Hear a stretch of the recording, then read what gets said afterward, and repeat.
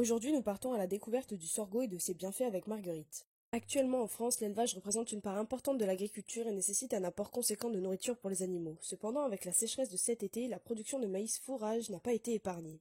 Mais ne t'en fais pas Marguerite, le sorgho devient une alternative de plus en plus prisée des agriculteurs. On va t'expliquer pourquoi. Le sorgho est une plante des climats chauds qui ressemble un peu au maïs et qui est cultivée partout en France. C'est une culture très peu exigeante en eau et en intrants. De nos jours, il existe plusieurs variétés comme le sorgho grain, le sorgho sucrier ou encore le sorgho fourragé. Concentrons-nous sur celui-ci. Le sorgho fourragé est semé à partir de début mai, puis récolté à l'automne. Il peut être utilisé comme pâture, en rubanage, en silage ou bien distribué en verre. Cependant, pour nourrir les vaches, il est recommandé d'utiliser le sorgho sous forme d'enrubanage ou d'ensilage, afin d'éviter toute intoxication du bétail à l'acide cyanhydrique.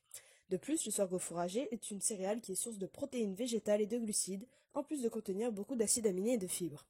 En termes de valeur alimentaire, le sorgho fourragé présente un intérêt nutritionnel incroyable. Un autre avantage du sorgho est le fait que l'on puisse l'utiliser comme nématicide, c'est-à-dire pour tuer les nématodes. Pour ça, deux techniques possibles. L'utilisation des propriétés en tant qu'engrais vert très assainissant et biofumigant du sorgho, ou bien le sorgho comme plante piège. Viens Marguerite, on va te montrer. En effet, le sorgho fourragé contient de la durine, un composé qui se dégrade en acide cyanhydrique lors du broyage des cellules végétales. Il suffit d'enfouir le broyat de sorgho dans le sol pour que le phénomène de biofumigation intervienne et contrôle le nombre de nématodes dans n'importe quelle culture ou presque.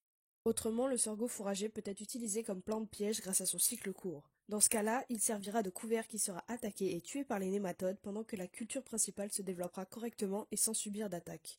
On utilise ce système pour tout ce qui est cucurbitacées, melons, concombres, pour les solanés, tomates, aubergines, poivrons, et pour les composés comme la laitue. Nous sommes ici sur la prochaine parcelle de l'exploitation qui accueillera cette culture. Si vous aussi voulez faire comme nous, faire des économies, garder des rendements stables, nourrir votre bétail avec des aliments de qualité et protéger vos cultures de maraîchage contre l'impact des nématodes, n'attendez plus, cultivez du sorgho.